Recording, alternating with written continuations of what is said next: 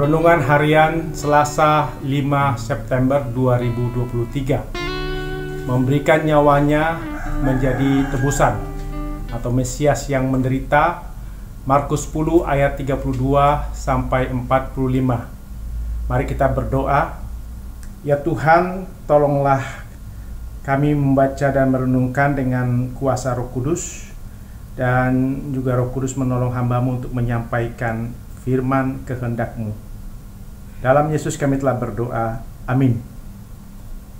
Salam sejahtera. Semoga kita makin diberi kemampuan untuk menderita, berkorban dalam melayani Tuhan dan sesama. Seperti Yesus datang ke dunia untuk melayani dan memberikan nyawanya menjadi tebusan bagi banyak orang, seperti ungkapan dalam Markus 10 ayat 45. Karena anak manusia juga datang bukan untuk dilayani, melainkan untuk melayani dan untuk memberikan nyawanya menjadi tebusan bagi banyak orang.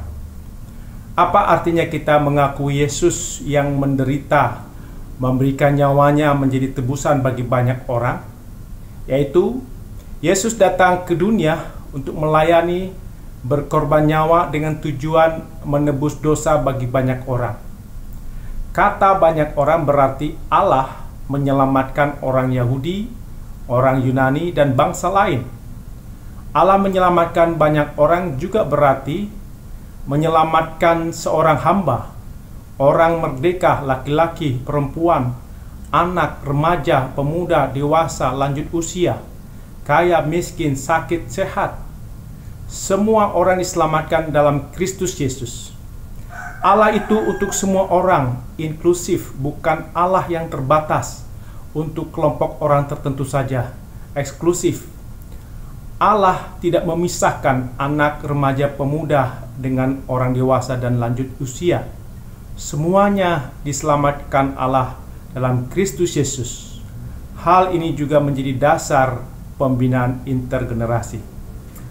Penderitaan Yesus telah menyingkirkan halangan manusia untuk diselamatkan Allah.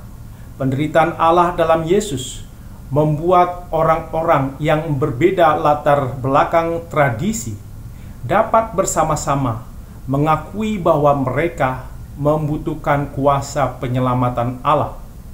Tradisi keagamaan yang dicontohkan oleh pemimpin Yahudi cenderung mengasingkan orang yang berbeda suku, orang yang berdosa, miskin, sakit, lemah, tidak berdaya. Tempat ibadah dibuat dinding pemisah oleh pemimpin agama dengan memisahkan laki-laki, perempuan, anak, remaja, pemuda dengan orang dewasa dan lanjut usia, orang bukan Yahudi, orang miskin, sakit, dan lemah. Kesetiaan pada agama telah membuat orang beragama mengasingkan orang yang berbeda agama dan orang berdosa.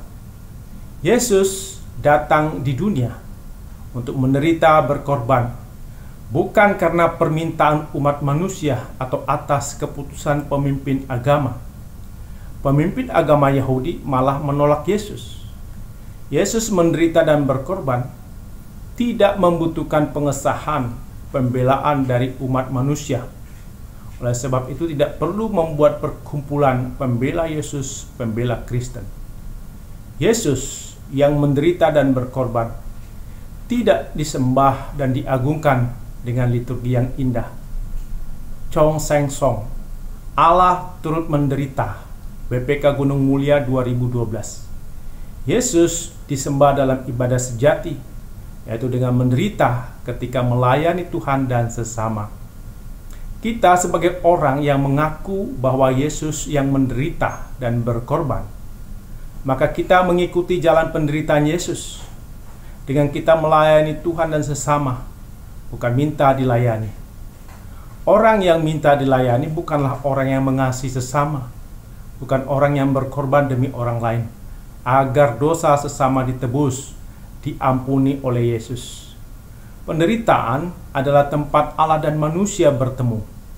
Penderitaan dalam melayani dan berkorban adalah tempat semua orang bertemu. Raja-raja, pemimpin agama, orang miskin, orang kaya, suku yang berbeda, usia yang berbeda. Dalam pertemuan itu mereka akan menyadari dan mengakui bahwa manusia itu lemah dan fana, membutuhkan kasih Allah yang menyelamatkan. Penderitaan dalam melayani Tuhan dan sesama membuat kita makin dekat Tuhan dan Allah lebih dekat kita. Penderitaan bukan yang dirindukan, tapi dalam penderitaan kita dimampukan untuk merindukan, menemukan, memelihara, membela kemanusiaan yang adil dan beradab, kesatuan, kebersamaan, keadilan. Yesus tidak merindukan penderitaan, tapi penderitaan terjadi karena cara berpikir pemimpin Yahudi mengikuti pikiran dan kehendak sendiri.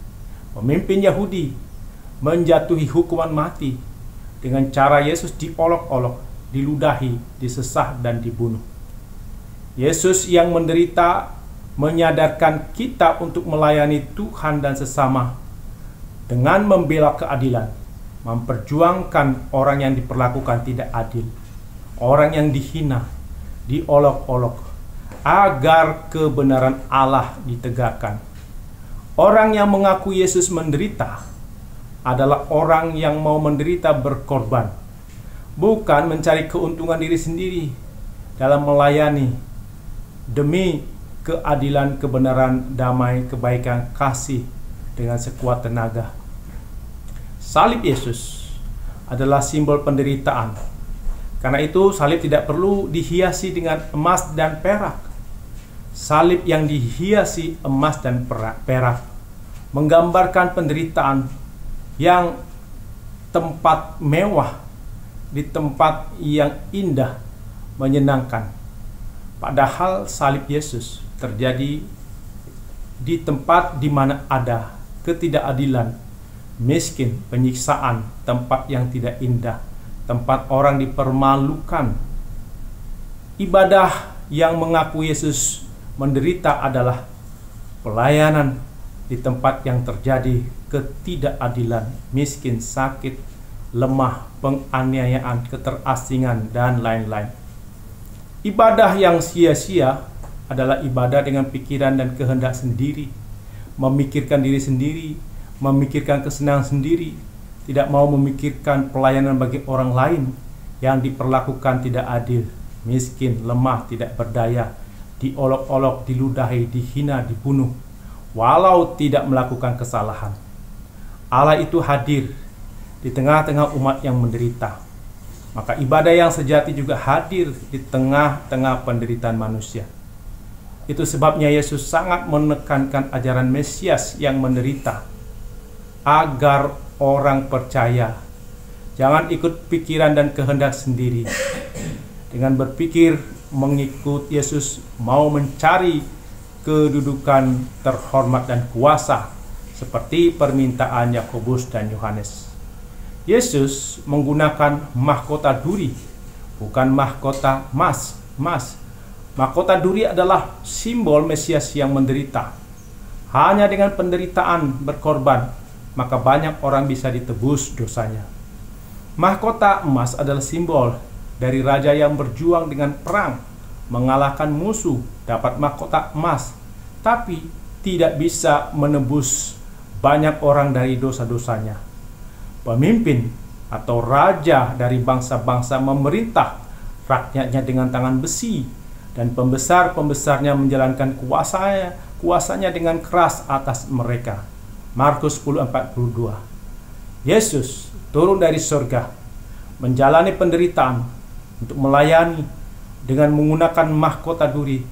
Semua itu karena kasih Yesus terhadap banyak orang, seperti ungkapan dalam NKB 85 ayat 1. Mengapa Yesus turun dari surga, masuk dunia gelap penuh celah, berdoa dan bergumul dalam taman, awan pahit pun diterimanya. Mengapa Yesus menderita di darat, dan mahkota duri pun dipakainya? Mengapa Yesus mati bagi saya? Kasihnya, ya karena kasihnya. Amin, mari kita berdoa. Ya Tuhan, mampukan kami untuk menderita berkorban dalam melayani Tuhan dan sesama, seperti Yesus datang ke dunia untuk melayani dan memberikan nyawanya menjadi tebusan bagi banyak orang. Dalam nama Yesus kami berdoa. Amin.